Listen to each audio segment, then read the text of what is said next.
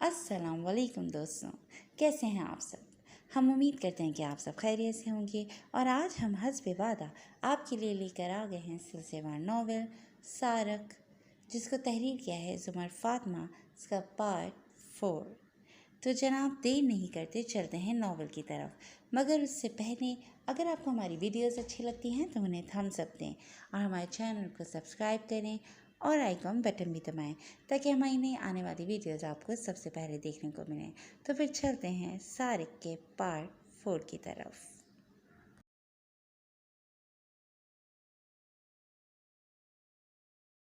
उसने आज तक अपने बाप तक को सॉरी नहीं कहा, लेकिन जहाँ लोग शक्कर से मर जाएं वहाँ वो जहर इस्तेमाल करने का आदी नहीं है। तुम जहरीली बातों से नहीं मर रहे थे, उसने शक्कर इस्तेमाल कर ली और देखो वो कामयाब रहा, वरना तुम्हारी शक्ल इतनी अच्छी नहीं है कि वो तुम्हें सॉरी बोलता। अल्फाज में छुपा गुरूर और तकब्बुर उसके दिल को छलनी किए जा रहा था। नहीं सर, ऐसी बात नहीं है। हम बाज़ औक़ात कुछ लोगों को समझने में गलती कर देते हैं। जो आप समझते हैं कि वो हैं, वो असल में वो नहीं हैं। जब आप उन्हें जान जाएंगे तो उसके बाद आप ये भी जान लेंगे कि वो क्यों आपसे दूर रहे। वो अदब से बोलता शायद उसे इशारा दे रहा था। और जिस दिन बच्चू तुम उसे जान गए उस दिन मेरे पास चले आना थप्पड़ खाने, क्योंकि वो इतना ढीला है नहीं कि तुम्हारे सामने खुद को एक्सपोज कर दे। इन सब बकवासात को गोली मारते हैं। अब मैं अमीस अहमद तुम्हें टास्क दे रहा हूँ, उसे मेरे सामने लाओ। इससे बहुत ज़रूरी बात करनी है मैंने। अमीस ने गहरा कश लगाया। उसका मेरे रूबरू आना बहुत ज़रूरी है। वो उठकर उस तक आए। तुम्हारे लिए ये बेहतर है कि तुम जिस काम के लिए हायर हुए हो वो करो। जिसकी तरफदारी तुम्हें सूट करेगी उसकी तरफदारी करो, क्योंकि नमक हराम का ताना यकीनन बहुत बुरा लगेगा। अमीस ने उसका सुर्ख चेहरा देखा और उसका कंधा थपथपाते हुए अपनी स्टडी रूम की जानिब चले गए। ये लक़ब मेरे लिए खुशनसीबी होगा अमीस सर, क्योंकि पहली दफ़ा मुझे ऐसा लगा कि इस घर में रहने वाला सिर्फ़ एक ही इंसान है और वो सिकंदर साहब ही हैं। कम से कम वो आप जितने बुरे नहीं हैं, जो अपने बच्चे से भी फ़ायदा उठाना चाहता है, जिसे सिर्फ अपने बिजनेस और दौलत की फ़िक्र है। हाज़िक उसके पीछे बड़बड़ाते हुए सर झटक गया। ये तुम्हारे पीछे था, ग्रे टाउन की सड़क के स्टार्ट से एंड तक तुम्हारे पीछे। शायद इसके पास तुम्हारी तस्वीरें भी हैं। जैकी और जॉर्ज उस बंधे हुए इंसान की जानिब इशारा करते हुए ख़तरनाक हद तक गुस्से में थे, और ये गुस्सा यकीनन हमी के लिए था। तुम इतने बेखबर कैसे हो सकते हो हमी? तुम्हें मालूम होना चाहिए कि अब हम इतने बड़े मिशन पर हैं। क्या एक लड़की के लिए तुम उसे स्पॉइल कर दोगे? वो इस मलगजे अंधेरे वाले कमरे में उस आदमी के गिर्द दायरा बनाए खड़े थे। इन सब में सबसे ज़्यादा सुकून हमीस के चेहरे पर था। उस लड़की के लिए नहीं, लेकिन अपने बदले के लिए ज़रूर कर लूँगा। यार भाड़ में गया तुम्हारा बदला। किसको चक्कर दे रहे हो, बताओ ज़रा। क्या मैं तुम्हें नहीं जानता, या तुम समझ रहे हो जेके तुम्हें नहीं जानता? बोलो। चलो पूरा न सही, लेकिन आधा ज़रूर जानते हैं हम तुम्हें। कोई बदला नहीं है। ये पसंदीदगी की लौ है जो चलने लगी है तुम्हारे दिल में। इससे पहले कि आतिश इश्क बन जाए, रोक लो खुद को, क्योंकि आतिश कोई सी भी क्यों ना हो, सब जलाकर राख कर देती है। वो उसे डपटता सख्त गुस्से में था। ऊपर से उसका सुकून जोसेफ का दिल किया उसे एक कस कर थप्पड़ लगा दे। बहुत अच्छा फ़लसफ़ा रटा हुआ है जॉस, लेकिन मेरे दिल में सिवाय बदले की आग के और कोई आग नहीं जल रही। जॉस जिस कदर गुस्से में बोला, वो इतने ही सुकून से उसका सुकून गारत कर गया।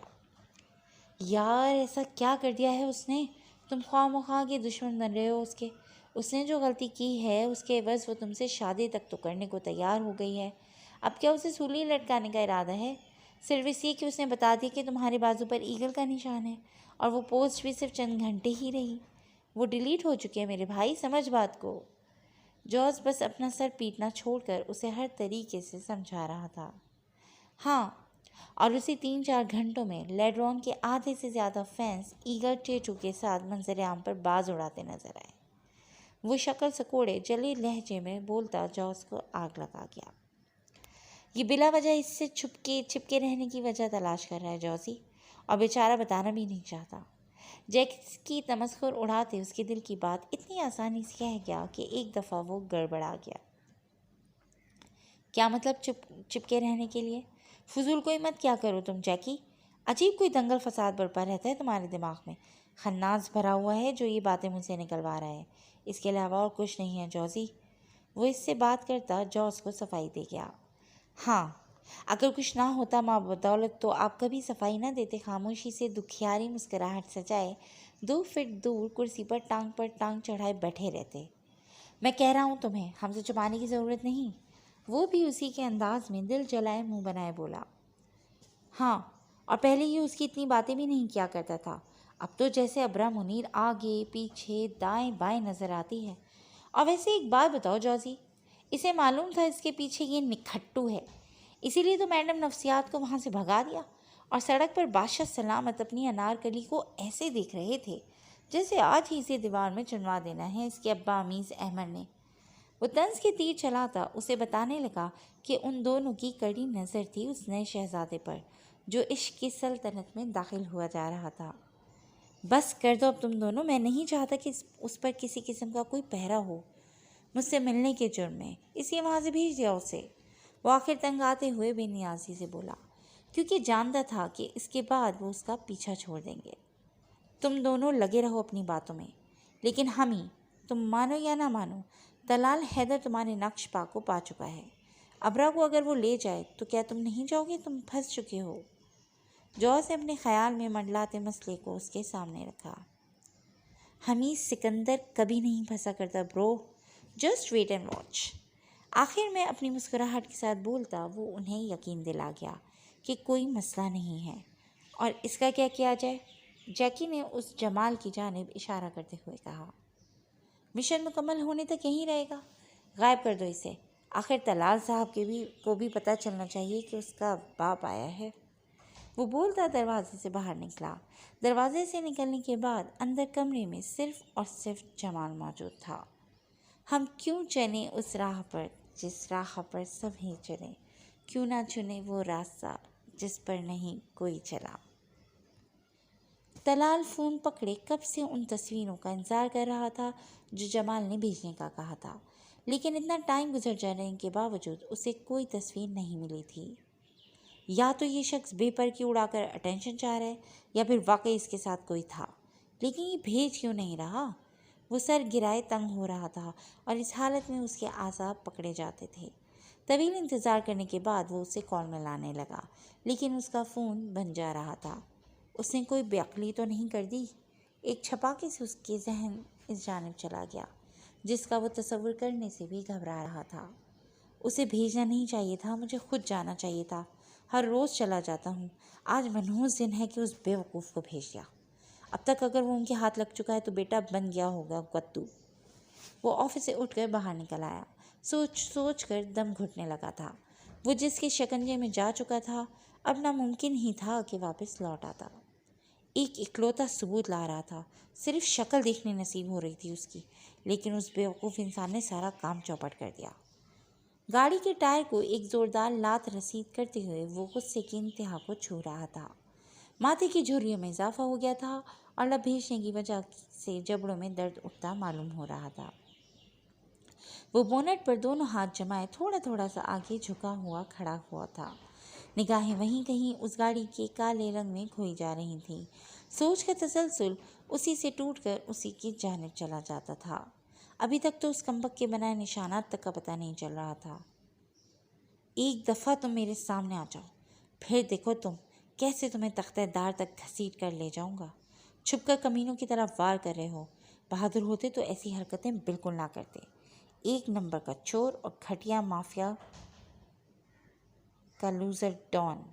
میں نے بھی عہد کر رکھا ہے، اس دن تک سکون سے تو میں بھی نہیں بیٹھوں گا جس دن تک تمہیں پکڑ کر تمہارا ایک ایک کارنامہ دنیا کے سامنے نہ لایا کتے کے گرو، فتورا بکواس ہیرو۔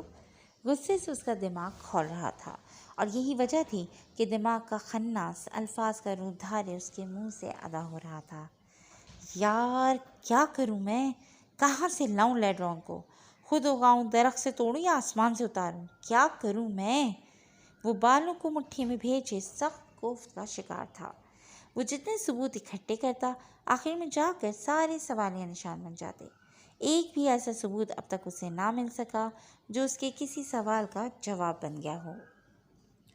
پولیس اسٹیشن کی آتے جاتے سپاہی اسے حیرت سے دیکھ کر پل دو پل حیران کھڑے دیکھنے لگتے تھے، جو پاگلوں کی طرح بڑبڑاتا اور پھر بال نوچنے لگتا تھا۔ ایکسکیوز می سر، اس نے چونک کر اس حوالدار کو دیکھا جو اسے پکار رہا تھا۔ فرمائیں، جلے ہوئے لہجے میں بولتا وہ اس کی جانب گھما۔ سر مائنڈ نہ کریں، یہ چائے دینے آئے ہوں آپ کو۔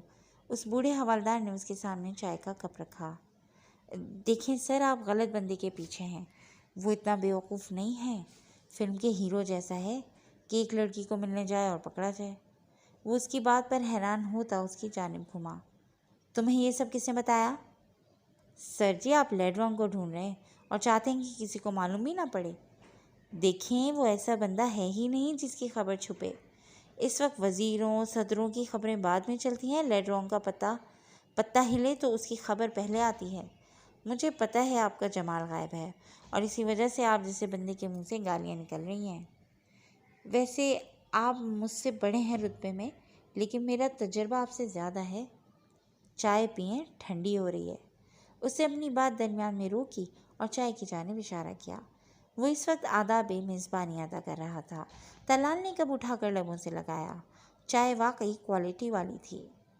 آپ جو چاہ رہے ہیں نا سر، وہ نہیں ہونے والا۔ یہ تم سب کا مسئلہ کیا ہے؟ تم لوگ کیوں نہیں چاہتے کہ میں اسے پکڑ لوں؟ وہ جھنجھلاتے ہوئے بولا۔ اس کی تعریفیں اتنی تھیں کہ دل چاہتا تھا دنیا کو آگ لگا دے۔ اب بھلا پولیس اسٹیشن میں چوروں کی تعریفیں ہوتی ہیں کیا؟ لیکن اس کی ہوتی تھیں، ڈنکے کی چوٹ پر، اور اسے سننی پڑتی تھیں۔ آپ میری بات تو سن لیں۔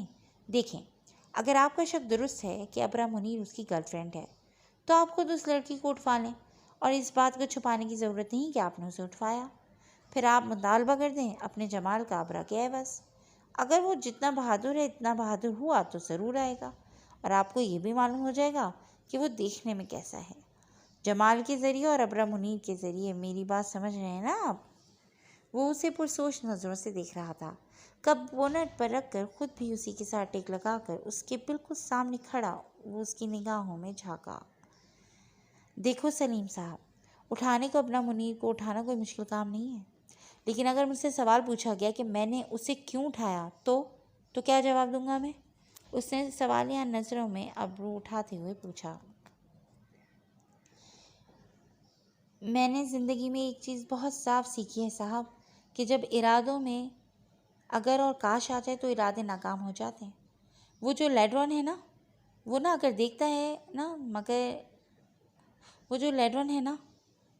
دکھتا ہے نا تو آج تک جتنے لوگوں کی کھوپڑیاں اڑائیں، آج تک کتنے لوگوں کے اکاؤنٹس اڑائے، سالے نے ایک بات صرف کرنے کا سوچا، نتیجے کی پرواہ کیے بغیر۔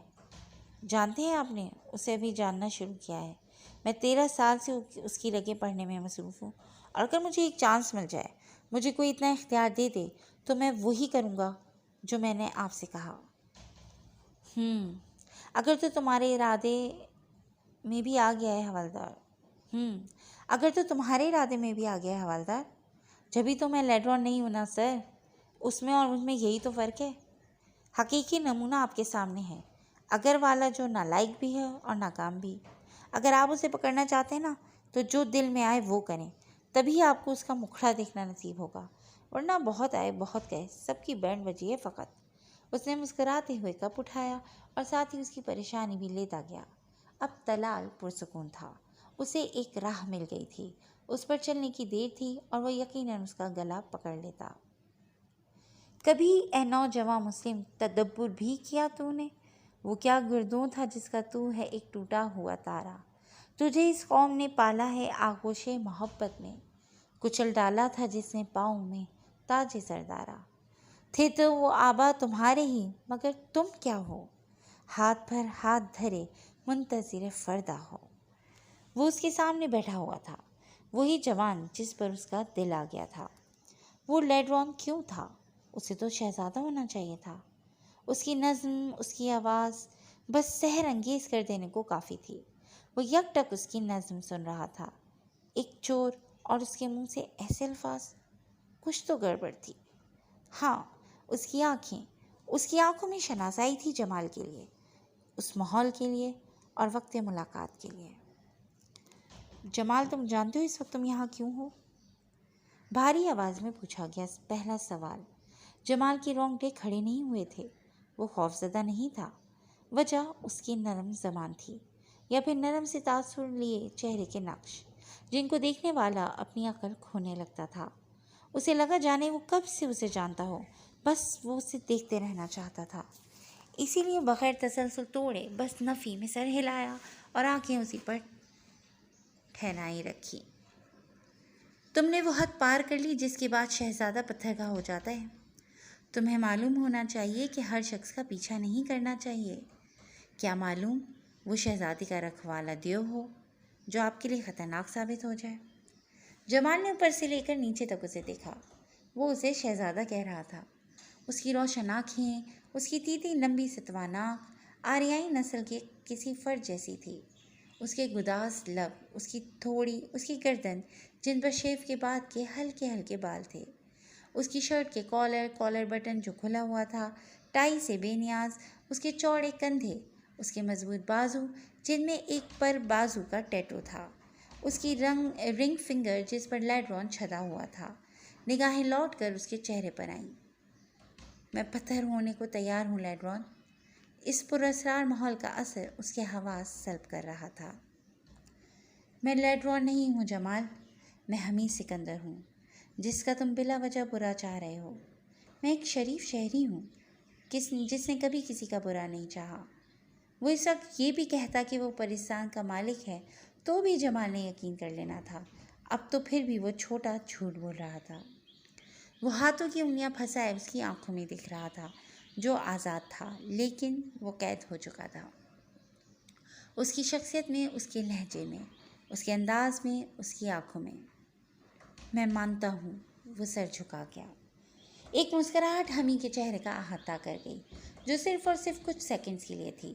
اگر اس کی نظر اس کی مسکراہٹ پر پڑ جاتی تو شاید وہ حواس کھو دیتا۔ وہ آئٹم کراکس ایک قسم کا زہریلا لیکن بے حد خوبصورت پھول تھا جس کی خوبصورتی لوگوں کو اس کے قریب لے آتی تھی اور پھر وہ خوشی خوشی مرنے کو تیار ہو جاتے۔ اور جمال بھی اس وقت کارڈک اریسٹ کی نظر تھا۔ لمحے کے 1000ویں حصے میں اس زہریلے پھول نے اس کے حواس سلب کر لیے تھے۔ میرا پیچھا کرنے کا مشورہ تمہیں کس نے دیا تھا؟ وہ حمید سکندر سے سوال پوچھنے آیا تھا اور اب بیٹھا اس کے سوالوں کے جواب دے رہا تھا۔ سر تلال نے۔ تمہارا پیچھا نہیں کر رہا میں، مجھے ابرا کا پیچھا کرنے کو کہا گیا اور وہیں میں نے تمہیں دیکھا۔ اب حمید کے چہرے پر پرچھائیوں کا ڈیرا سجا تھا۔ وہ جتنا مرضی جھوٹ بولتا لیکن ایک وہی تھی جس کو وہ دنیا کی نظروں سے بچانا چاہتا تھا اور اسی کو اس نے خطرے میں ڈال دیا تھا۔ یہ بات کتنے لوگ جانتے ہیں؟ اس نے اپنے بارے میں پوچھا۔ میرے علاوہ کوئی نہیں جانتا۔ ابھی میں نے صرف اتنا بتایا تھا کہ ابرا ایک آدمی کے ساتھ ہے اور تمہاری تصویر لینے کی کوشش کر رہا تھا کہ تم نے مجھے پکڑ لیا۔ اب شاید وہ حواسوں میں لوٹ رہا تھا۔ تمہارے یہ تلال صاحب اب کیا کرنے والے ہیں؟ اس نے ایک اور سوال داغا۔ معلوم نہیں سر، وہ کچھ باتیں فرشتوں کو بھی نہیں بتاتے۔ میں تو معمولی سا بندہ ہوں۔ اس نے سر جھکا لیا۔ وہ مزید اس کی ان نایاب آنکھوں میں نہیں دیکھ سکتا تھا۔ تمہیں میں چھوڑ رہا ہوں جمال، لیکن میں تم سے نہیں ملا نہ ہی میں تمہیں جانتا ہوں، ٹھیک ہے؟ اور اگر کوئی مسئلہ ہو تو مجھے فوراً اطلاع کرو گے، انڈرسٹینڈ؟ اس کی گویائی سلب ہوئی۔ اس نے فقط ہاں میں سر ہلایا۔ اب بھلا وہ اس راجکمار سے کیسے بغاوت کر لیتا؟ وہ سوچوں میں محو ہوتا جمال سے نگاہیں چرا گیا اور جمال کو موقع مل گیا کہ وہ قدرت کا حسین و ذہین مرد اپنے سامنے دیکھ سکتا۔ اس سے ملنے کے بعد ہر ملنے والے کا یہی حال ہوتا تھا۔ جبھی تو شہزاد انہیں منع کر گیا تھا۔ تم آزاد ہو، جا سکتے ہو۔ وہ آخری نگاہ اس پر ڈالتے ہوئے کمرے سے باہر نکل گیا، لیکن جاتے جاتے دروازہ کھلا چھوڑ گیا تھا۔ وہ اس کے پیچھے جا کر چیخ چیخ کر کہنا چاہتا تھا کہ وہ قید رہنا چاہتا ہے، لیکن وہ بول ہی نہ سکا۔ چلاتا کیسے؟ وہ کہہ کر چلا گیا کہ تم جا سکتے ہو، لیکن اس کے دل کا کیا جو اس کا غلام ہو گیا تھا؟ میں نے آج جانا کہ دل کی پاکیزگی کیا ہوتی ہے۔ جب دل آئینہ ہو تو اس کی چمک چہرے پر پڑتی ہے، اور اس سے زیادہ چمکدار چہرہ اس نے آج تک کسی کا نہیں دیکھا تھا۔ اس نے کسی کی برائی نہ کی، کسی کو ڈسکس نہ کیا، اپنے دشمن کو وارننگ تک اپنے دشمن کو وارننگ تو اس نے کیا نہ تھا۔ اس کے علاوہ وہ اس سے کیا شرافت کے ثبوت مانگتا؟ جمال نے کہا کہ وہ طلال کے پلانز کے بارے میں کچھ نہیں جانتا، اور اس نے بغیر کرے دے یہ بات مان لی تھی۔ دل موہنے کو اس کی ایک ادا کافی تھی، اور یہاں تو پورا گلدستہ ظاہر ہو گیا تھا۔ وہ اٹھا اور کمرے سے نکلتا چلا گیا، اس عہد کے ساتھ کہ جو ہو سکا، جہاں تک ہو سکا، وہ اس شخص کی مدد کرے گا۔ وہ ایک خوبصورت فلیٹ تھا جس کی بیل کو آج پہلی دفعہ اس کے ہاتھ سے بچنا نصیب ہوا تھا۔ ایک بڑا سا بوکے لیے وہ ابرا کے فلیٹ کے سامنے کھڑا تھا۔ کچھ ہی دیر میں اس نے دروازہ کھولا اور ایک پے کارڈ آگے بڑھا دیا۔ اس کی اپنی نظریں موبائل پر جمی ہوئی تھیں۔ نہ جانے وہ کون سی نفسیات کو سلجھانے میں الجھی ہوئی تھی۔ اس نے کارڈ کو اور پھر ابرا کو دیکھا، جو گوگلز لگائے یہ بھی دیکھنے کی روادار نہیں تھی کہ وہاں کھڑا کون تھا۔ کئی لمحے محبت سے اسے دیکھنے لگا۔ جب وہ تھکی تو نگاہیں خفگی سے اس کی جانب کی، جو کارڈ پکڑ ہی نہیں رہا تھا، اور ڈیلیوری بوائے کے بجائے اسے دیکھ کر خود سے دروازہ بند کرنے لگی۔ مادام، بندہ آپ کے لیے پزا سرو کرنے کو بھی تیار ہے اور ڈیلیوری بوائے بننے کو بھی، لیکن آپ اپنے پرجلال چہرے کو تھوڑا سا ڈھیلا کر لیں۔ اس نے دروازے کو پکڑ کر اس کی منت کری۔ میں نے تم سے کوئی بات نہیں کرنی، میں خود بھی سائیکو ہوں اور تم تو پہلے سے ہو۔ وہ اس کا طنز واپس لوٹانے لگی۔ ہاں تو یہ تو اور بھی زیادہ اچھی بات ہے نا، خوب گزرے گی جو مل بیٹھیں گے پاگل دو۔ وہ مذاق میں کہتے تناؤ کو کم کرنا چاہ رہا تھا۔ تم ہوگے پاگل، سائیکو لوگ پاگل نہیں ہوتے، ڈپریشن میں ہوتے ہیں۔ پاگل انسان؟ سائیکوسس ایک ایسی کیفیت ہے جو آپ کے دماغ کو معلومات پر کارروائی کرنے کے طریقے کو متاثر کرتی ہے۔ اس کی وجہ سے آپ حقیقت سے رابطہ کھو جاتے ہیں۔ آپ ان چیزوں کو دیکھ سکتے ہیں، سن سکتے ہیں یا یقین کر سکتے ہیں جو حقیقی نہیں ہیں۔ سائیکوسس ایک علامت ہے، بیماری نہیں۔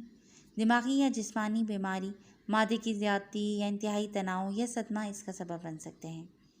پاگلوں کا مطلب پاگل یا سنگی شخص ہوتا ہے۔ پاگل کی تعریف کسی یا ایسی چیز کی ہے جو پاگل ہے یا ذہنی طور پر درست نہیں ہے۔ پاگل کی ایک مثال ایک ایسا خیال ہے جس سے قطعی طور پر کوئی معنی نہیں آتا ہے۔ پاگل پن کی ایک مثال وہ شخص ہے جو ذہنی ہسپتال میں ہے اور جو چیخ رہا ہے، دھوکہ دے رہا ہے اور بصورت دیگر ایسا کام کر رہا ہے جیسے وہ پاگل ہو۔ وہ دروازہ کھولے اسے سمجھانے لگی۔ اس نے فقط زور زور سے سر ہلایا۔ سمجھ گیا مادام، کیا اب آپ کی خفگی دور ہو گئی ہے تو میں اندر آ سکتا ہوں؟ وہ خوش اخلاقی سے سر کو تھوڑا سا خم دے کر اس سے اجازت طلب کرنے لگا۔ آ جائیں، اس نے احسان کرتے ہوئے دروازہ کھول دیا۔ بہت شکریہ، اگر تم میرے گھر آئیں تو کبھی اتنی دیر تمہیں باہر کھڑا کر کے درس نہیں دوں گا۔ وہ بوکے ٹیبل پر رکھ کر صوفے پر بیٹھ گیا۔ طنز مت کیا کرو، چائے پیو گے یا کافی؟ وہ بال کانوں کے پیچھے اڑت سی نائٹ ڈریس میں ملبوس تھی جس پر کارٹون بنے ہوئے تھے۔ جو آپ لے آئیں، وہ فرما برداری کی انتہا پر کھڑا مسکرا کر اسے دیکھتے ہوئے بولا۔ ہاں لے تو میں کچھ بھی آؤں گی حمید سکندر، لیکن اس بات کی کیا گارنٹی ہے کہ تم بھی یہاں موجود رہو گے، پچھلی رات کی طرح غائب نہیں ہوگے؟ وہ کڑے تیوروں سے گھورتی اس سے سیکیورٹی کا مطالبہ کر رہی تھی۔ میں یہاں غائب ہونے تھوڑی آیا ہوں، کافی پینے آیا ہوں، اگر آپ عنایت کر دیں۔ ملتجی نگاہوں سے اسے دیکھا، جو تیکھے چتونوں سے اسے دیکھ رہی تھی۔ جانتی تھی ایک نمبر کا ڈرامہ ہے وہ۔ ویسے ایک بات بتاؤ، یہ کتنے چہرے ہیں تمہارے؟ ہر دفعہ ملنے پر ایک عجیب سے بندے لگتے ہو مجھے تم۔ وہ کمر پر ہاتھ جمائے صوفے کے سامنے کھڑی تھی جہاں وہ بیٹھا ہوا تھا۔ کھوج لو، انسان تو سارے ایسے ہی ہوتے ہیں ابرا منیر۔ ہاں، اللہ کے چنے لوگوں سے ملو گی تو وہ ہر دفعہ ویسے ہی عاجزی و انکساری و محبت سے پیش آئیں گے جیسے پہلی دفعہ تم سے ملتے وقت تھے۔ وہ اسے چیلنج کرتے ہوئے بولا۔ اچھا تو تم مان رہے ہو کہ جو تم ہو وہ نہیں ہو؟ وہ استفسار کرتی اسے لفظوں میں پھنسا رہی تھی۔ اس نے مسکرا کر سر جھکایا۔ کیا تم وہ ہو جو تم نظر آتی ہو؟ اس کے الفاظ اسی کو لوٹاتے ہوئے وہ سوال کو آنکھوں میں سموئے بولا۔ ہاں، کسی حد تک میں وہی ہوں جو نظر آتی ہوں، مجھ میں چھپانے کو کچھ ہے ہی نہیں، وہ سادگی سے بولی۔ میں ایک بات بتاؤں تمہیں، تم اس وقت یہ تک چھپا رہی ہو کہ تم میں چھپانے کو کیا ہے؟ اس نے اس کی بات سے انکار کر دیا۔ تمہیں ایک بات سمجھنے کی بہت ضرورت ہے سکندر، کہ تم ایک سنکی شخصیت کے حامل عجیب و غریب دل فریب انسان ہو۔ اگر تم خوبصورت نہ ہوتے تو شاید ہی پولیس کے علاوہ کوئی تمہیں منہ لگاتا۔ وہ اپنی تعریف سن کر جلی بھنی اسے بھی حقیقت بتا گئی۔ تو تم کیا اس دل فریب انسان کو یہ بتانا پسند کرو کہ محترمہ، کہ ابھی میرے لاکھوں فینس میں سے کتنوں نے میری شکل دیکھ رکھی ہے؟ اس کا سوال ہی ایسا تھا کہ ابرا کافی دیر خاموش رہی۔ میں کافی لاتی ہوں۔ پھر جان بچانے کو یہی بات نظر آئی تو فوراً بولی، نہیں تم بیٹھو میں لاتا ہوں۔ وہ اٹھ کھڑا ہوا، اس کا رخ کچن کی جانب تھا۔ ابرا اس کے پیچھے کچن میں چلی گئی۔ وہ نفاست سے کیٹل میں پانی گرم کرنے کو رکھ کر اب کپ میں کافی ڈال رہا تھا۔ کافی ڈالنے کے بعد وہ اسے پھینٹنے لگا۔ گرم پانی کپ میں ڈال کر اس نے ایک کپ اس کی جانب بڑھا دیا، جو محبت سے اس کے تیزی سے چلتے ہاتھ دیکھنے میں مصروف تھی۔ سکندر، کوئی ایک ایسا کام بتاؤ جو تم نے آج تک کرنے کی کوشش کی ہو اور تم نہ کر سکے ہو۔ اپنے سوال کے بعد اسے سکندر کے چہرے پر اتار چڑھاؤ دیکھا۔ شاید وہ سوچ میں مگن تھا کہ ایسا کون سا کام تھا جو وہ نہ کر سکا ہو۔ ایسے 1000 کام ہیں ابرا جن میں میں ناکام رہا۔ اس کے جواب سے ابرا کو اچھو لگا۔ وہ اپنا کپ کاؤنٹر پر رکھتا اس کے قریب گیا اور اس کا کپ تھام کر فکر سے اسے دیکھا۔ تم ٹھیک ہو؟ ابرا نے خاص سے اس کی جانب دیکھا اور سر اس بات میں ہلایا۔ میں نے ایسا تو کچھ نہیں کہا کہ تم آنکھوں میں آنسو اور گلے کو کافی کا پھندا لگا بیٹھی۔ وہ پریشان سلوٹیں سجائے بولتا کاؤنٹر کی جانب گیا۔ نہیں، وہ بس میں سوچ رہی تھی تم بولو گے دنیا کا ایسا کوئی کام نہیں جو سکندر نہ کر سکے، لیکن الٹا جواب ملا تو خود کی سائیکالوجی پر شرم سی آ گئی۔ اسی کا ریئیکشن باہر آیا۔ اس نے آنکھ کے کونے کو چھوٹی انگلی سے صاف کرتے ہوئے کہا، سائیکالوجی مجھے بس ایک کتاب لگتی ہے ابرا۔ جیسے ہم فزکس پڑھ کر دنیا جہاں کے بارے میں نہیں جان سکتے، تو جس انسان کے لیے دنیا بنائی گئی صرف سائیکالوجی کی چند کتابیں پڑھ کر اس انسان کو کیسے پڑھ سکتے ہیں جس کے دل میں دونوں جہاں سما جاتے ہیں؟ مجھے پتہ ہے تمہیں اپنے پروفیشن سے، اپنی سائیکالوجی سے محبت ہے۔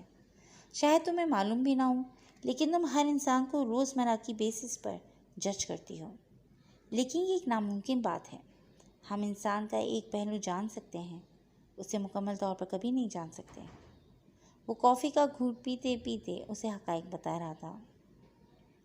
ہاں شاید، لیکن مجھے دھچکا اس لیے لگا کیونکہ آج تک میں نے جتنے کامیاب انسانوں سے یہ سوال پوچھا ان کا جواب وہی تھا جس کی میں تم سے امید کر رہی تھی۔ لیکن تم مختلف ہو، مجھے اب یہ بات مان لینی چاہیے۔ سکندر نے فقط کندھے اچکائے۔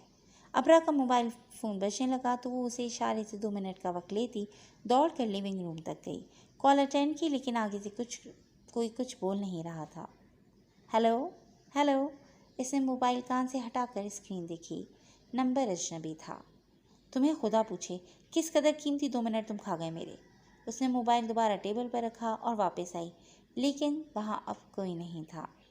اس نے حیرانگی سے پورے کچن میں نگاہیں دوڑائیں۔ اس کا کپ کاؤنٹر پر موجود تھا، لیکن ویسا ہی دوسرا کپ جس میں وہ 2 منٹ پہلے کافی پی رہا تھا اب کہیں نظر نہ آیا۔ اس نے کی بورڈ کھولا تو وہ دھلا ہوا بالکل خشک، جیسے کہ اس میں کبھی کچھ ڈالا ہی نہ گیا ہو پڑا تھا۔ اس نے اس کپ کو اٹھا کر دیکھا اور واپس اپنی جگہ پر رکھا۔ جگہ بھی بالکل خشک تھی۔ اب اسے حیرت کے ساتھ پریشانی بھی ہونے لگی۔ یہ تو ناممکن تھا کہ وہ وہم کے زیر اثر آدھے گھنٹے سے اس کے ساتھ باتوں میں مصروف تھی، لیکن یہ بھی ناممکن تھا جو ابھی اس نے دیکھا تھا۔ بھلا سنک کیسے سوکھ گیا؟ اگر وہاں کچھ دھویا گیا تھا تو؟ اور وہ کپ کیسے سوکھ گیا جس میں وہ اس کے ساتھ کھڑی کافی پی رہی تھی؟ وہ اور سلیم اس کے آفس میں بیٹھے سنجیدگی سے اس کے بارے میں کوئی ثبوت اکٹھا کرنے کی کوشش میں مصروف تھے۔ آج تک جتنی بھی انفارمیشن سلیم نے اکٹھی کی تھی اس نے ساری ہی دلال کے سامنے رکھ دی۔ 2007 میں ایسا واقع ہوا اور اس کے بعد 10 سال تک کوئی ایسا واقعہ نہیں ہوا جس میں ایسا کوئی نشان ملا ہو۔ اس نے اس دائرے میں قید اے کو سامنے رکھا۔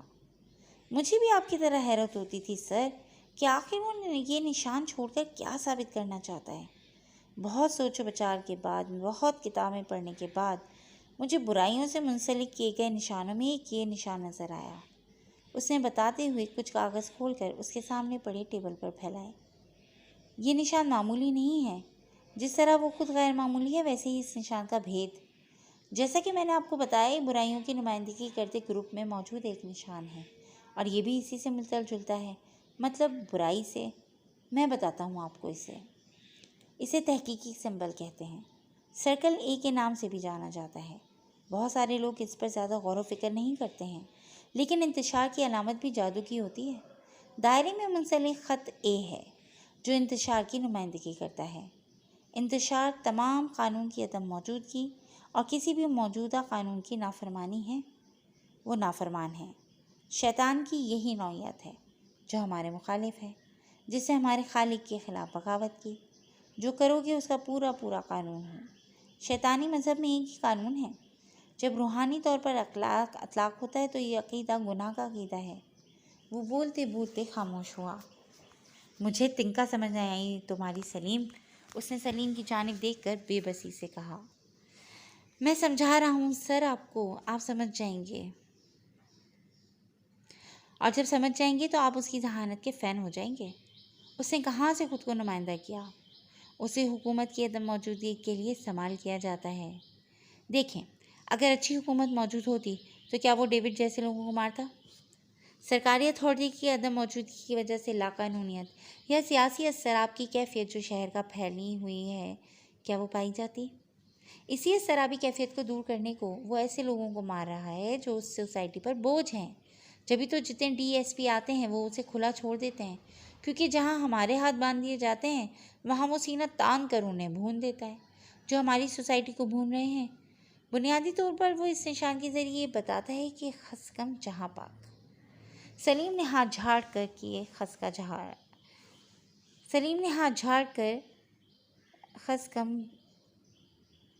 خس کا جھاڑا۔ طلال نے سمجھنے کے انداز میں سر ہلایا۔ سوچوں میں ڈوبا وہ اس بات پر ایمان لے آیا تھا، کیونکہ اس نے خود بھی جو رپورٹ تیار کی تھی اس میں سارے ہی کرمنل تھے جو قانون کی گرفت سے آزاد تھے۔ انہوں نے مار کر واقعی جہاں کو پاک کیا تھا۔ کتنا بڑا مطلب دے جاتا ہے نا یہ انسان۔ مجھے اس کی کچھ خاص سمجھ نہیں آ رہی۔ جس طرح یہ لوگوں کو مارتا ہے، اسے اپنی ریپوٹیشن کی کوئی پرواہ نہیں۔ لوگوں میں خوف و ہراس پھیلا کر گالیاں سمیٹ رہا ہے، لیکن جو اسے جان رہے ہیں وہ اس کے مرید بنتے جا رہے ہیں۔ لیکن سلیم یہ قانون کے خلاف ہے۔ تم دیکھنا آخری شخص یہی ہوگا جس کے ماتھے پر اے کا نشان چھدا ہوگا۔ طلال اس کی کھل کر تعریف کرتا آخر میں اس کا انجام بتا گیا۔ نہیں، میرا نہیں خیال سر کہ وہ کبھی ہاتھ آئے گا۔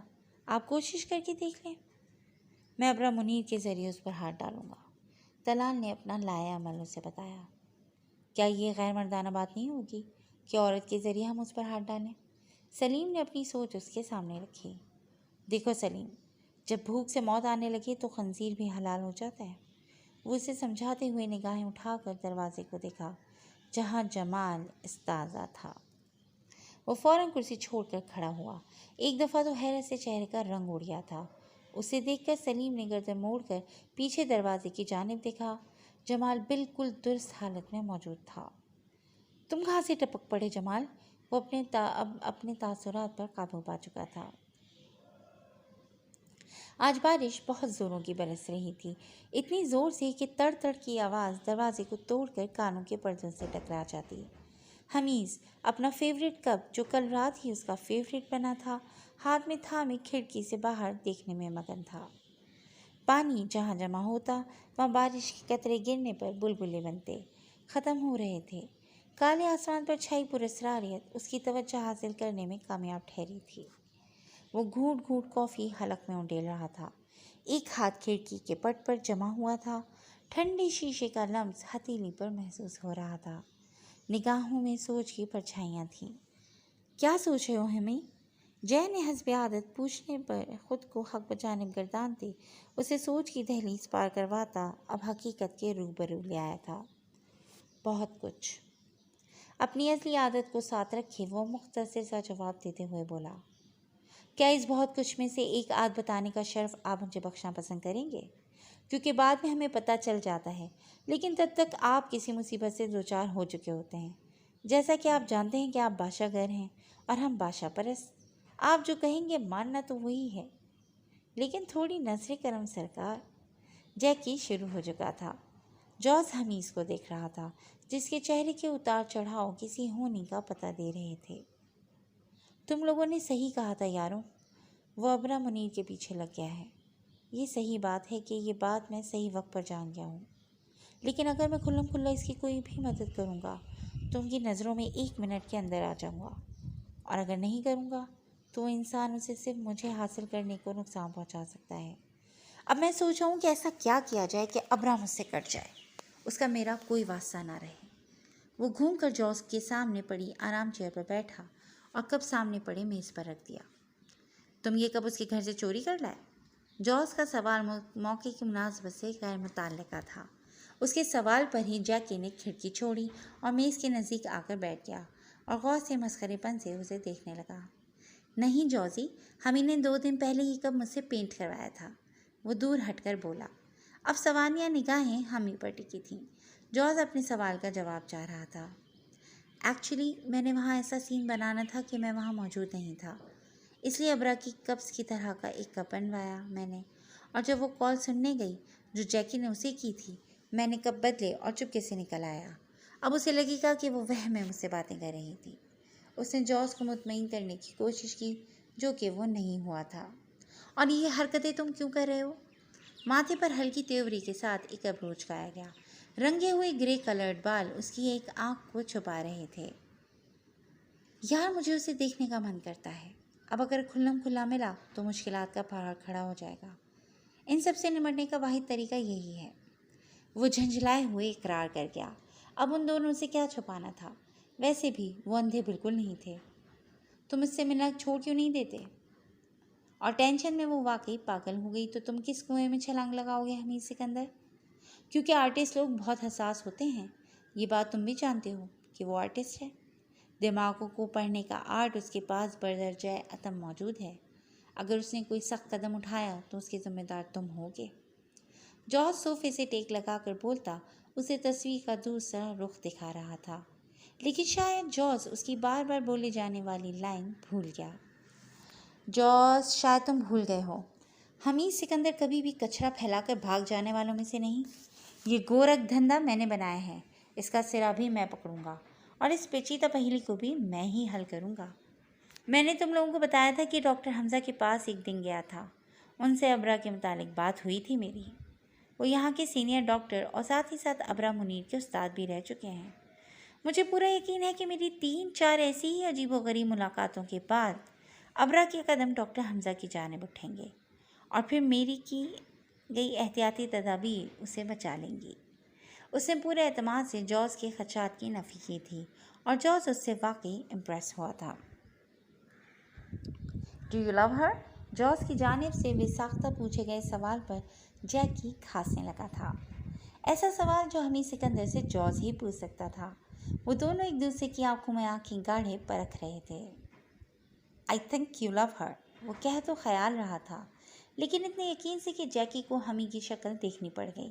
آیا اس کا رنگ اڑا تھا یا اب بھی وہ ڈھٹائی کے خول میں قید تھا؟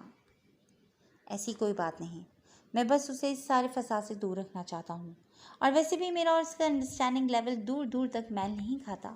آئی تھنک اسے مجھ سے اور مجھے اس سے بہت دور ہو جانا چاہیے، کیونکہ کہیں نہ کہیں میں اس کے لیے خطرہ ہوں۔ وہ بول تو گیا تھا، لیکن زخم باطن کا تصور وہ دونوں جانتے تھے کہ حمید سکندر اس سے نبرد آزما ہے۔ غلط کہا تم نے حمید سکندر، تم کہیں نہ کہیں اس کے لیے خطرہ نہیں، وہ ہر جگہ تمہارے لیے خطرہ ہے۔ تمہاری جان کو آ گئی ہیں وہ محترمہ، اور یہ بات میں نے تمہیں پہلے دن بتا دی تھی، کیونکہ آنکھوں کی جوت کبھی بھی دشمن کو دیکھ کر نہیں جلتی، جو تمہاری فقط اس کا نام لینے پر جلنے لگتی ہے۔ دیکھو حمید سکندر، یا اسے ایکسیپٹ کرو یا ریجیکٹ۔ ایکسیپشن ریجیکشن کے درمیان والا کام نہایت خطرناک، شرمناک، قہرناک اور عبرتناک ہوتا ہے۔ جوز ایسا ہی تھا، جب بولتا تو انسان کو ایسی کھری کھری سناتا کہ انسان بغل جھاگنے پر مجبور ہو جاتا، کیونکہ اس کی باتوں میں حقیقت ہوتی تھی، لیکن شرمندہ ہو جائے، اور وہ بھی حمید سکندر، یہ ناممکن تھا۔ تم اپنی مبالغہ آمیز باتوں میں مجھے مت پھنساؤ لڑکے، میں بہت اچھی طرح سے جانتا ہوں کہ مجھے دل کہاں لگانا ہے، محبت کہاں کرنی ہے اور ناٹک کہاں کرنا ہے۔ اس نے جوز کی بات کو زیادہ سنجیدہ نہ لیا، اور یہ بھی پتہ ہے اسے جوز کی شادی میں نفسیات سے کرنی ہے۔ جیکی نے لقمہ دیا۔ حمید سے نگاہیں موڑ کر شدید قسم کی گھوری سے اسے نوازا تھا، جس پر وہ خجل سا ہو کر کان کھجانے لگا۔ اس نے جھوٹ نہیں بولا حمید سکندر، جارج جب غصے کو کنٹرول کرتے تھکتا تو نرم لہجے میں حمیز کو ایسے ہی مخاطب کرتا تھا. اگر ایسی کوئی بات نہیں تو 6 ہفتوں سے اس کے گھر کے باہر کیوں جا کر کھڑے ہو رہتے ہو بتاؤ. جیکی کو شاید بھول جانا برا لگا تھا، اسی لیے جارج کے سامنے اس کا پول کھول دیا اور حمیز گڑبڑا گیا. کیا واقعی؟ جارج کو تو دھچکا ہی لگ گیا تھا. کیا واقعی جیکی سچ کہہ رہا ہے حمی؟ جارج نے تنقیدی لہجے میں پوچھا تو حمی نے نگاہیں اٹھائیں. ہاں بڈی، میں نہیں چاہتا کہ اسے کوئی نقصان پہنچے. اس کے جواب پر دونوں کا منہ آدھا کھل چکا تھا. آنکھیں حیرت سے واہ ہوئیں. یہ لڑکا ضائع ہو چکا ہے. جارج خود پر قابو پاتے ہوئے بولا اور سیکرٹ روم کی جانب چلا گیا، اور جیکی بھی اسی کی تقلید میں منہ بسورتا ناک چڑھاتا اسے اکیلا چھوڑ گیا. حمیز نے انگوٹھے اور شہادت کی انگلی سے آنکھیں مس لی تھیں. تم کہاں سے ٹپک پڑے؟ جمال چلتا ہوا ان دونوں کے قریب آیا. کیوں سر، کیا واپس نہیں آنا تھا میں نے؟ وہ آنکھوں میں حیرت لیے ان دونوں کو حیران و پریشان دیکھ رہا تھا. ان کا ریئیکشن کچھ ایسا تھا جیسے انہوں نے کوئی بھوت دیکھ لیا ہو. جمال کے سوال پر وہ ٹیبل کے پیچھے سے نکل کر اس کی جانب آیا، جو اب بھی صوفے میں ہی دروازے میں ہی استاذہ ان کی پریشان سی صورتیں دیکھ کر صورتحال کو سمجھنے کی کوشش کر رہا تھا. سر، مجھے سمجھ نہیں آ رہی کہ آخر آپ اس قدر حیرت سے کیوں دیکھ رہے ہیں مجھے، جیسے کہ میرے سر پر سینگ آئے ہوں یا پھر میری شکل بدل گئی ہو. طلال اس کے سامنے جا کر کھڑا ہوا تو وہ شکوہ کناں لہجے میں گویا ہوا. میں تمہیں اتنی کالز کرتا رہا، تم نے اٹینڈ کیوں نہیں کی؟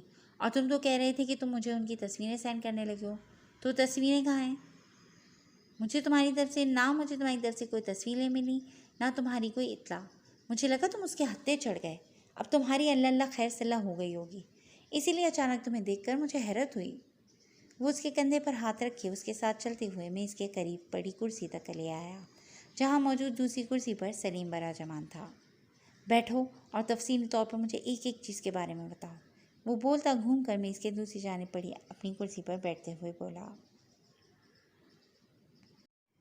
سب سے پہلے تو اس بات کا جواب دوں گا کہ کیوں میں آپ کو تصویریں نہ بھیج سکا اور کیوں آپ کی کال اٹینڈ نہیں کی. دونوں کی ایک ہی وجہ ہے، موبائل گم ہو گیا تھا میرا. جہاں وہ آئس کریم کھانے کو رکے وہیں میں بھی چائے پینے لگا، لیکن جیسے ہی ٹیبل سے اٹھا موبائل جلدی میں وہیں رہ گیا. جب تک واپس گیا وہاں سے موبائل غائب ہو چکا تھا. طلال کی زیرک نگاہیں اس کے بولنے کے دوران اس کے چہرے پر ٹکی ہوئی تھیں. دیکھ تو اسے سلیم بھی رہا تھا، لیکن وہ اس کے بولنے کے دوران کاغذ پر لمحے بھر کو کچھ لکھنے لگتا. تم نے خود تو اسے دیکھا نا، کیا اسکیچ بنوا سکتے ہو اس کا؟ طلال نے ایک اور آپشن اس کے سامنے رکھتے ہوئے پوچھا. نہیں سر، میں اس سے کافی دور رہا، اس لیے میں اس کا چہرہ صحیح طرح سے نہیں دیکھ سکا. اس کا جواب سن کر طلال باپر آتش ہو گیا تھا. اس نے کرسی پر بیٹھے بیٹھے پہلو بدلا تھا. چہرہ کچھ کھو جانے کے غم سے آشنا لگتا تھا. مجھے بہت امید تھی کہ اس دفعہ ہمارے ہاتھ کچھ لگ جائے گا، لیکن یہ موقع بھی گیا. لیکن خیر، یہ آخری دفعہ تو نہیں ہے کہ وہ اس سے مل رہا ہے. وہ دوبارہ اس سے ملے گا، ہم پھر سے کوشش کریں گے.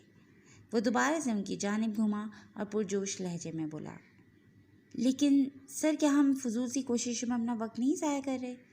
مطلب دیکھیں، اگر ہم اسے پکڑ بھی لیتے ہیں اور اس کی تصویریں بھی لے لیتے ہیں تو اس سے یہ کہاں سے ثابت ہوا کہ وہ لیڈرون ہے یا شوٹر؟ یہ تو صرف ہمارا شک ہے نا کہ وہ لیڈرون ہے. اسے ثابت کرنے کو پہلے ہمارے پاس کوئی ثبوت تو ہو. سلیم نے سر اٹھایا اور طلال کی جانب دیکھتے ہوئے کہا. اس کی بات میں دم تھا. طلال اس کی جانب دیکھنے لگا. واقعی وہ تجربے میں بڑا تھا.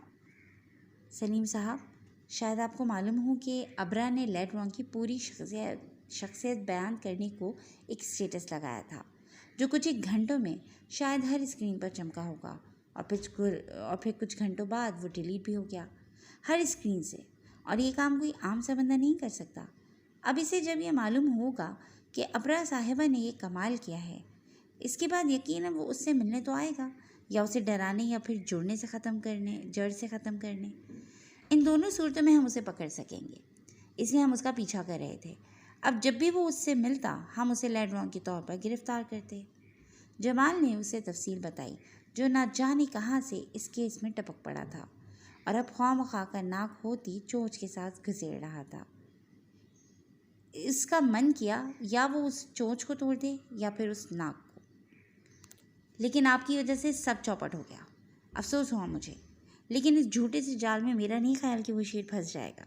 اگر اس سے کوئی جذباتی لگاؤ ہوتا، اس انسان سے تو کچھ کہا جا سکتا تھا۔ اب اگر وہ خود اس کا دشمن ہے تو آپ کا پیچھا کرنا میری سمجھ سے باہر ہے۔ وہ اگر اتنا اچھا شوٹر ہے تو کہیں بھی گھاٹ لگا کر بیٹھ سکتا ہے اور اس کی کھوپڑی اڑا سکتا ہے۔ اسے کیا پڑی ہے کہ وہ اسے ڈھونڈتا پھرے؟ سلیم کی جانب سے آنے والی ایک اور منطق نے اس کے دماغ کو جھنجھوڑ ڈالا تھا۔ شاید اب لیڈرون خطرے میں تھا۔ اس کے نگاہوں کے سامنے اس خوبصورت چہرے کا عکس لہرایا۔ یہ بحث لا حاصل ہے، تم لوگ ایک بات مس کر گئے۔ جمال کے کہنے کے مطابق وہ آئس کریم کھا رہے تھے، پھر وہ کافی دیر گھومتے بھی رہے۔ اب تک اس نے ابرا منیر کو کچھ نہیں کہا۔ اس کا صرف یہی مطلب ہے کہ وہ اسے بچا رہا ہے۔ اب ہمارا کام ابرا کو نشانہ بنانا ہے، وہ خود ہاتھ جوڑ کر سامنے آئے گا۔ وہ اٹھا اور دائیں بائیں گھومتے ہوئے انتہائی رازدارانہ لہجے میں گویا ہوتا جمال کے پیروں تلے سے زمین کھینچ کے گیا۔ اس کے دل پر زور کی چوٹ لگی۔ اس کا لیڈرون خطرے میں آنے والا تھا اور یہ اسے قطعی منظور نہیں تھا۔ حمیز آج نہایت خوبصورت انداز میں تیار ہوا، باہر انیکسی سے باہر نکلا۔ کالے 3 پیس سوٹ زیبتن، پیروں میں کیپٹو پہنے لان میں کھڑا وہ شاید کہیں جانے کو تیار تھا۔ آنکھوں پر دھوپ کا چشمہ لگائے پوری ٹھاٹھ سے کھڑا، گھڑی میں نظر ڈالتا لان کو کراس کرنے لگا۔ غلطی سے بھی گھر میں قدم نہ رکھنے والا وہ حمید سکندر قد آدم دروازے کو کھولتا ہوا اندر چلا گیا۔ ڈرائنگ روم میں پہنچ کر اس نے حاذق کو کال ملائی۔ حاذق، انیس احمر کہاں ہیں؟ میں ڈرائنگ روم میں موجود ہوں، انہیں بتا دو جو میٹنگ کرنی ہے کر لیں، شاید پھر میں نہ ملوں ان سے۔ وہ عام سے لہجے میں اس سے مطلع کرتا ہوا بولا۔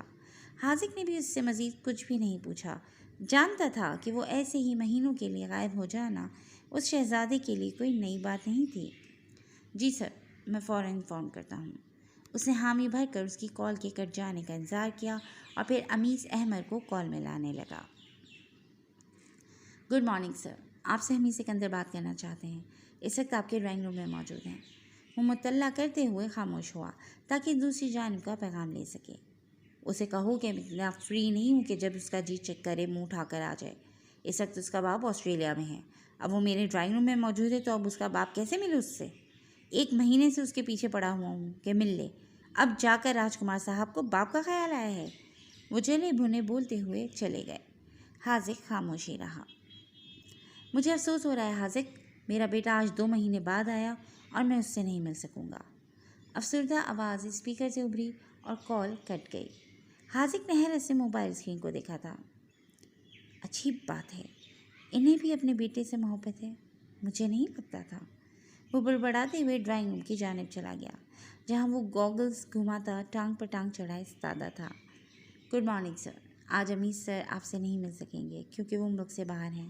میں امید کرتا ہوں کہ آپ دونوں کی ملاقات جلد طے ہو۔ اس نے مؤدب انداز میں اسے اطلاع دی۔ ہو بھی سکتا ہے حاذق، لیکن شاید نہ بھی ہو، کیونکہ میں جہاں جا رہا ہوں ممکنات میں سے ہے کہ واپس نہ لوٹوں۔ کچھ جگہ انسان کو جکڑ لیتی ہیں اور انسان وہیں کا ہو جاتا ہے۔ میں آپ کو بچپن سے دیکھ رہا ہوں، آپ سے کچھ کہنا چاہتا ہوں۔ اس نے ہاتھ میں پکڑے گوگلز کے فریم کو بند کیا اور صوفے سے اٹھ کر حاذق کے قریب چلا گیا، جو ہاتھ باندھے کھڑا ہوا تھا۔ میں آپ کو بہت مشکور ہوں کہ آپ میرے اتنے روڈ ہونے کے باوجود مجھے سن لیتے تھے، مجھے جھیل لیتے تھے۔ جب مجھے سننے والا کوئی نہیں تھا، میں نے آپ کو اپنے قریب پایا۔ آج آپ سے ایک درخواست کرنی ہے۔ اگر کبھی میری وجہ سے آپ کا دل دکھا ہو تو میں اس کے لیے معذرت خواہ ہوں۔ وہ سینے پر ہاتھ رکھے تھوڑا سا سر کو جھکا کر بولا۔ حاذق کے تو گلے میں پھندا لگ گیا۔ وہ اسے کیا کہتا؟ اب بوڑھی ہڈیاں ہو گئی تھیں۔ ایک یہی انعام تھا جو انہیں اس عمر میں اپنی سروسز کے بدلے مل سکتا تھا۔ ایسا مت کہیں سر، میں آپ سے پہلے ہی بہت انسپائر ہوں۔ کہیں ایسا نہ ہو مجھے عشق ہو جائے اور پھر میری نظروں کو آپ دکھائی نہ پڑیں۔ حمید اس کی بات پر مسکرا اٹھا۔ کیسی خوبصورت بے ریا مسکراہٹ تھی اس کی۔ حاذق دیکھ کر سوچے بغیر نہ رہ سکا اور اس پر آشکار ہوا کہ جس محبت سے وہ بچنا چاہ رہا تھا وہ اسے حمید سکندر سے پہلے ہی ہو چکی تھی۔ عشق تو لمحوں کا کھیل ہوتا ہے حاذق، بے وقت اور بے دلی میں بھی ہو جاتا ہے۔ بے شک انسان نہ چاہ رہا ہو، جہاں دل نے آنا ہے وہاں آنا ہے۔ دل کو بچانے کی کوئی احتیاطی تدابیر کہاں ہو سکتی ہیں؟ ویسے بھی عشق کرنا خوبصورت کام ہے، جتنے لوگوں سے ہو سکے کرنا چاہیے۔ مجھے خوشی ہوگی اگر میں آپ کے پسندیدہ لوگوں میں شامل ہو گیا تو۔ اس کے موتیوں سے الفاظ اتنے انمول تھے کہ حاذق جیسے سخت دل انسان کی آنکھوں میں پانی چمکنے لگا۔ آپ دل کو فتح کرنے کے بعد اندر آنے کی اجازت طلب کر رہے ہیں سر؟ اب یہ دل آپ کا ہے، اس میں محبت آپ کی ہے۔ وہ سینے پر ہاتھ رکھ کر اسی کے انداز میں صدق مقال ہوا۔ اس نے دوبارہ اپنے گوگلز پہنے اور خداحافظ کہتا لمبے لمبے ڈگ بھرتا ہوا وہاں سے نکلتا چلا گیا، نہ جانے کتنے عرصے کے لیے۔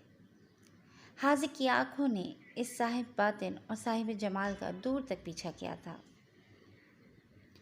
آدمی آدمی سے ملتا ہے، دل مگر کم کسی سے ملتا ہے۔ بھول جاتا ہوں میں ستم اس کے، وہ کچھ اس سادگی سے ملتا ہے۔ آج کیا بات ہے کہ پھولوں کا رنگ تیری ہنسی سے ملتا ہے، سلسلہ فتنہ قیامت کا تیری خوشی قامتی سے ملتا ہے۔ مل کے بھی جو کبھی نہیں ملتا، ٹوٹ کر دل اسی سے ملتا ہے۔ کاروبار جہاں سنورتے ہیں، ہوش جب بے خودی سے ملتا ہے۔ روح کو بھی مزہ محبت کا دل کی ہمسائیگی سے ملتا ہے۔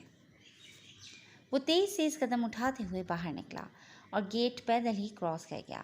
2-3 گلیوں میں مڑنے کے بعد وہ ایک گھر میں داخل ہوا۔ جب باہر نکلا تو اس کی جگہ ایک اور انسان موجود تھا جس نے گرے رنگ کی کھلے گلے والی ٹی شرٹ اور بلیک جینز پہن رکھی تھی۔ کوٹ اس کے ہاتھ میں موجود تھا جو گھٹنوں پر لگ رہا تھا۔ کیپٹو کی جگہ جوگرز نے لے لی تھی۔ یہ کام صرف 10 منٹوں میں ہوا۔ باہر نکل کر وہ دائیں جانب موجود ایک عملتاز کے درخت کے نیچے کھڑی کار تک آیا جس پر عملتاز کے پتے اور پھلیاں کافی تعداد میں گری ہوئی تھیں۔ شاید وہ کار کافی عرصے پہلے وہاں کھڑی کی گئی تھی۔ وہ دائیں بائیں اس کار طول کی سڑک کو دیکھتے ہوئے رازداری سے اس کار میں بیٹھا اور زن سے اس کی کار وہاں سے غائب ہوتی چلی گئی۔ ایک نئی شخصیت ایک نئے کام کی جانب رواں دواں ہو گئی تھی۔ ایک منزل کی جانب قدم اٹھ چکے تھے۔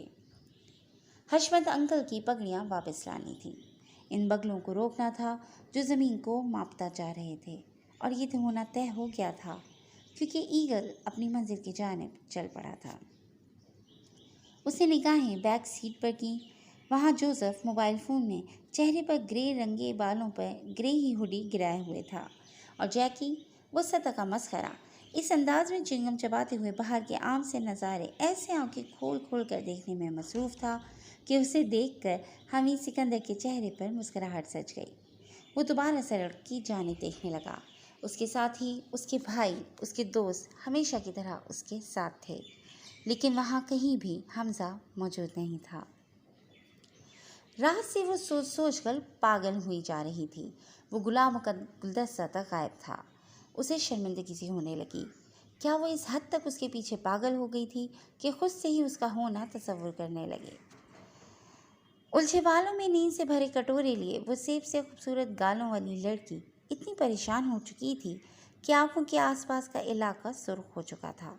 نائٹ ڈریس اب بھی پہنے وہ اسی صوفے پر بیٹھی ہوئی تھی جس کے قریب والے میز پر اس نے اس کے جانے کے بعد آ کر کپ رکھا تھا۔ کبورڈ میں 1000 دفعہ کا دیکھا کپ وہ ابھی 2 منٹ پہلے دوبارہ دیکھ کر آئی تھی۔ اب دونوں ٹانگیں صوفے پر چڑھائے خود سے انجان اسی کی سوچوں میں غرق تھی۔ پھر کچھ سوچ کر اٹھی اور کمرے سے موبائل اٹھا کر دوبارہ وہیں آ کر بیٹھ گئی۔ نمبر ڈائل کیا اور کان سے لگایا۔ ہیلو۔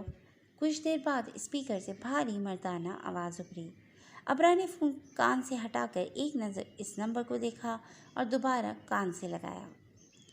حمید سکندر، تم نے چوریوں کا کھاتہ میرے گھر میں بھی کھول لیا ہے کیا؟ غصے کی شدت سے اس کی آواز اونچی ہوئی۔ میں نے کیا چرایا آپ کا محترمہ؟ حیرت سے سوال پوچھا گیا تھا، اور ابرا کو یقین تھا اس کی عنبر رنگ آنکھوں میں جہاں تعجب آیا ہوگا وہیں اس نے اپنی ہلکی ہلکی آئی داڑھی کو خود پر قابو کرتے ہوئے کھجایا ہوگا۔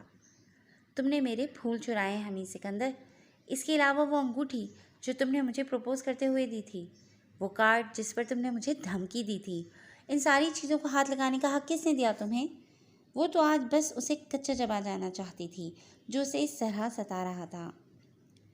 یا بخت، میں نے ایسا کچھ نہیں کیا ماتام، اور جہاں تک بات ہے پھولوں کی تو وہ تو میرے سامنے آپ نے ڈسٹ بن کی زینت بنا دیے تھے، اور انگوٹھی اور کارڈ تو دے کر دوبارہ دیکھنے میں نصیب ہی نہیں ہوئے، لیکن یہ خیال آپ کو کہاں سے آیا کہ وہ چیزیں میں لے اڑا؟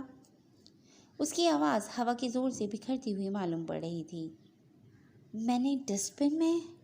اس نے حیرت سے سوچتے ہوئے اس کی بات دہرائی۔ میں اتنی بے مروت اور بدتمیز نہیں ہو سکتی حمید سکندر، وہ حمید کے الزام سے انکاری ہوئی۔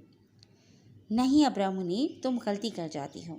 انسان بدتمیز، بے مروت اور بے تکلف ہر کسی کے ساتھ اور ہر کسی کے سامنے نہیں ہوتا۔ صرف چنے ہوئے لوگ ہوتے ہیں جو جان پاتے ہیں کہ آپ کتنے بدتمیز ہیں اور کتنے بے مروت۔ تو یہ اچھا ہے نا اگر تم مجھے بے مروتی دکھا دیتی ہو۔ اس کی جادو بھری آواز اور سحر طاری کر دینے والے لفظ اسے سب کچھ بھلا دینے کو تیار کر دیا کرتے تھے۔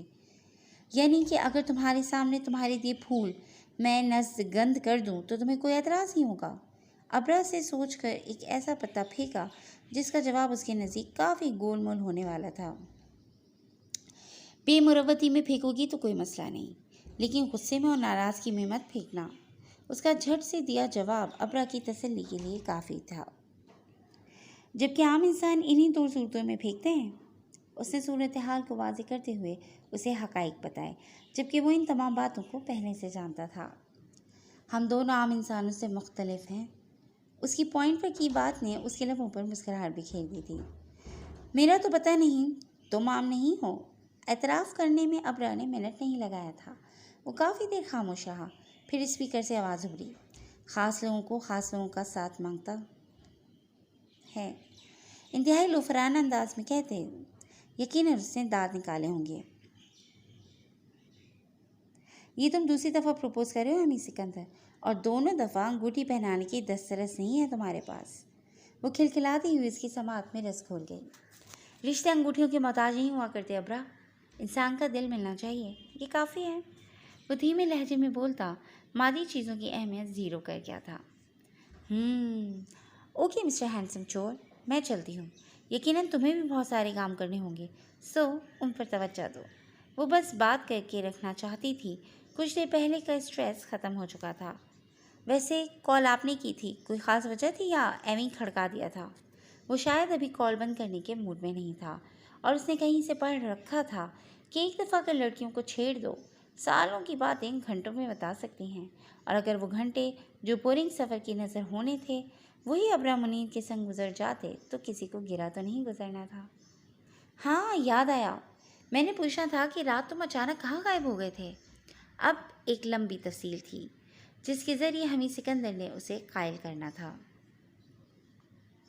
سادگی و پرکاری، بے خودی و ہوشیاری، حسن کو تغافل میں جرت آزما پایا، غنچہ پھینک لگا کھلنے، آج ہم نے اپنا دل خوں کیا ہوا دیکھا، گم کیا ہوا پایا۔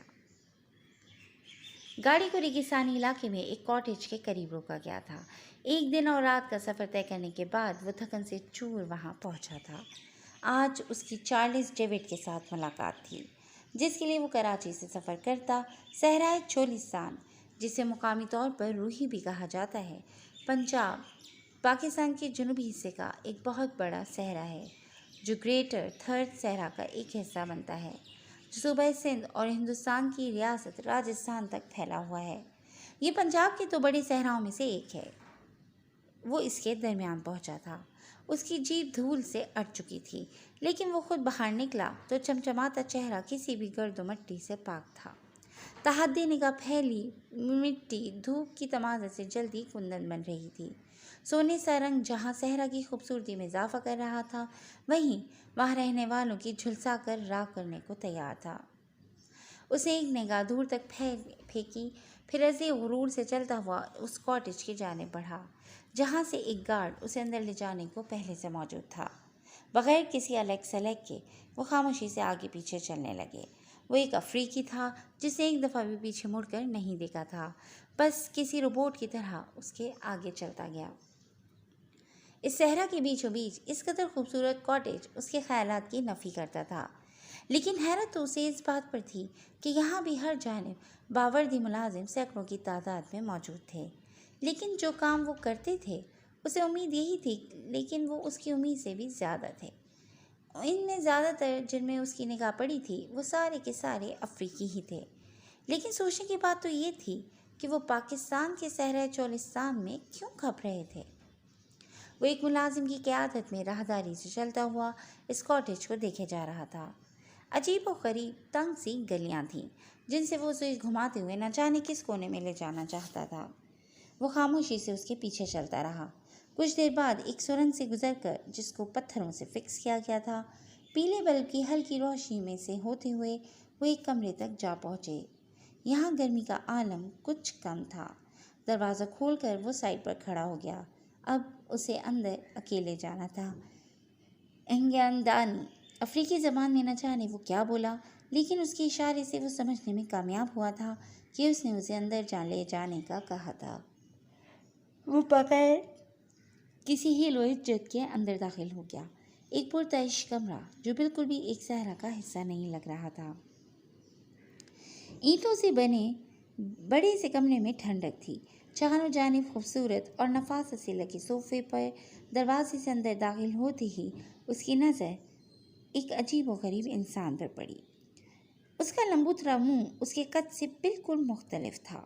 اس کے ساتھ ہی بغل میں بیٹھی ایک لڑکی جو اسے عام زندگی میں تھپڑ بھی نہ مارتی۔ اس کے بال سنہری تھے جو شاید ڈائی کر رکھے تھے، لیکن وہ انگریز نہیں لگ رہی تھی۔